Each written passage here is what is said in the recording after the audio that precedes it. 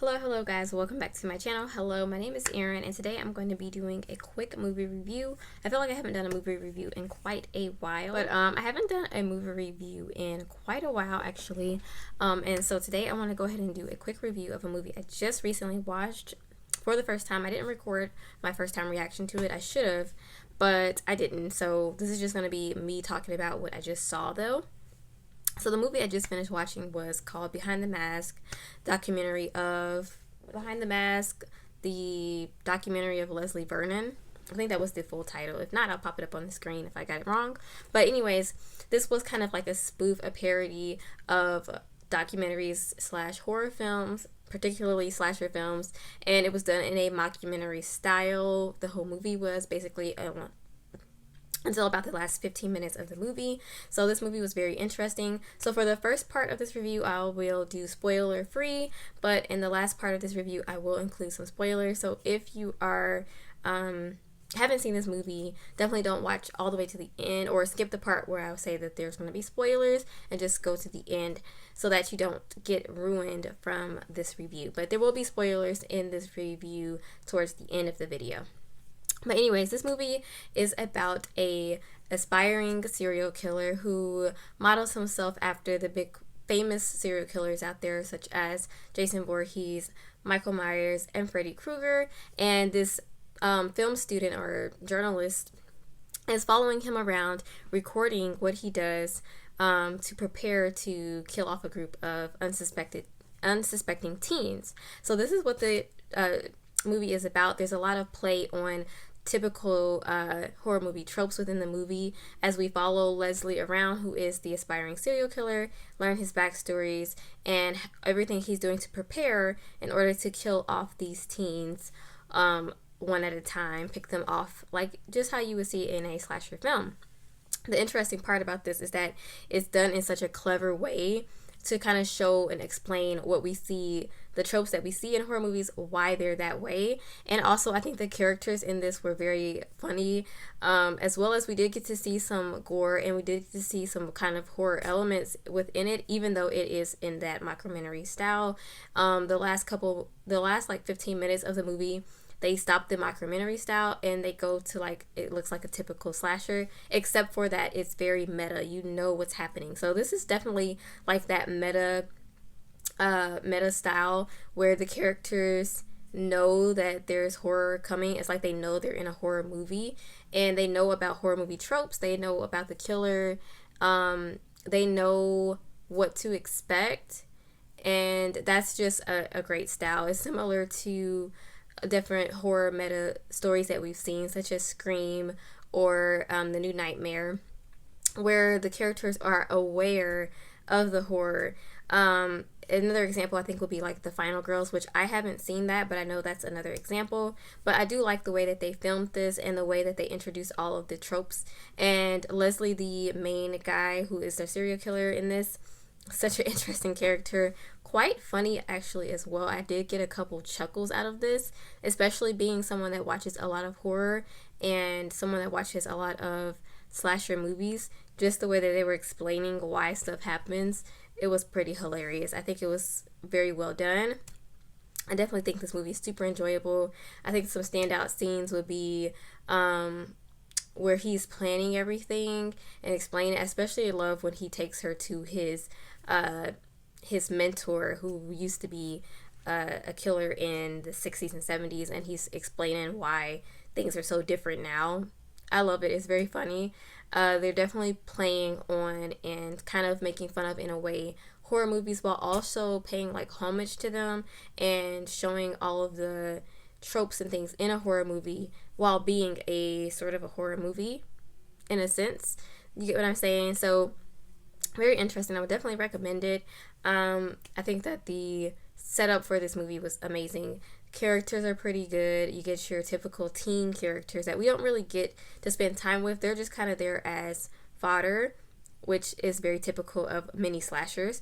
But you do get your main character, and this is flipped in a way because our person we're really learning a lot about is the killer in this case, and we don't really know truly his motives, just that he's kind of a crazy guy.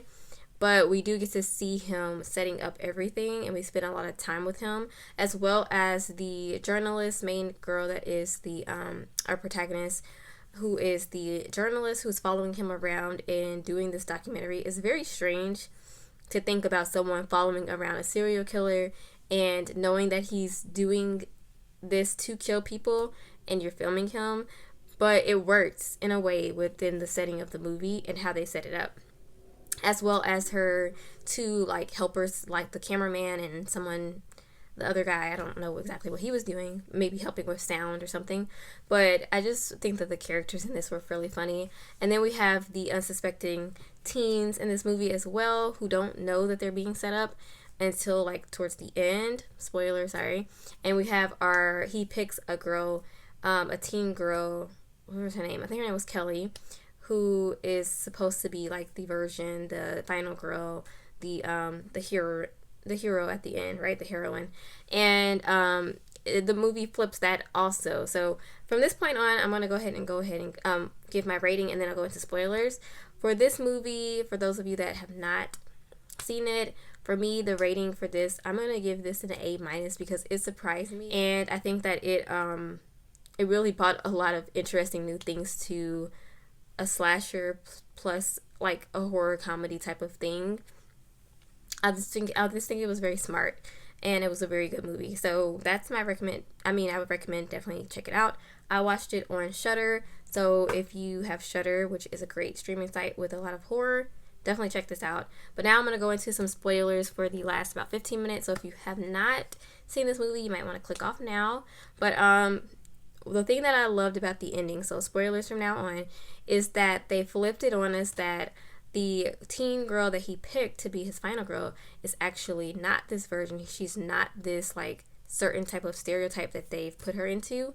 And so then it flips it on us that she's not really the main protagonist or the final girl, and it's actually the lady that's doing the documentary. I can't remember her name off the top of my head.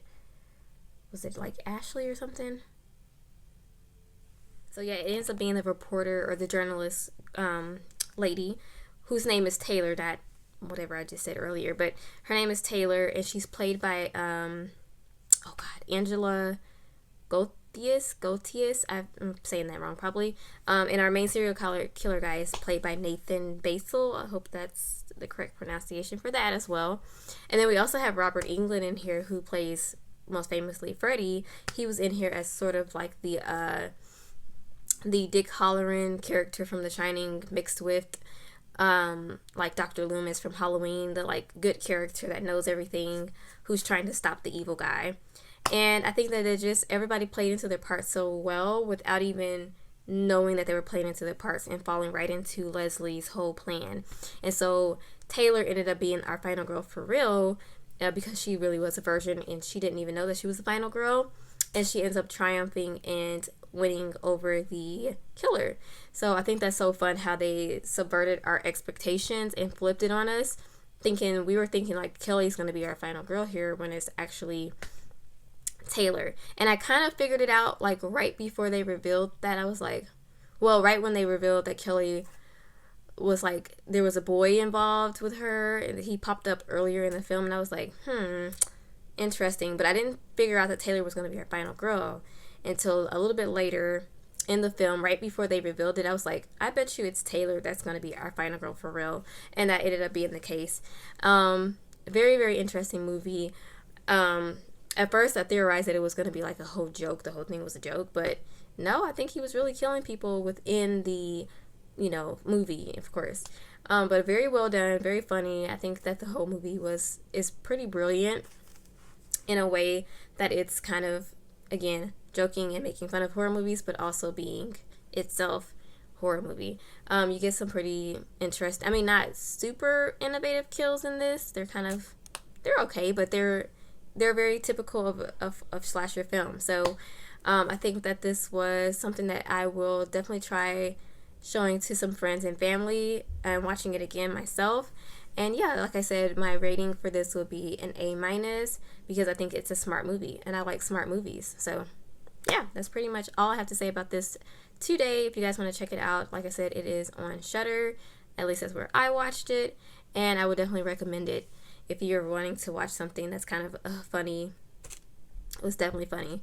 I liked how they were showing all of these things he was doing, like taking the spark plugs out of the car, setting up the windows so they don't open, and predicting that the characters are not just going to bust the window out and do it from the second floor, which a character did, or even knowing exactly where they were going to hide.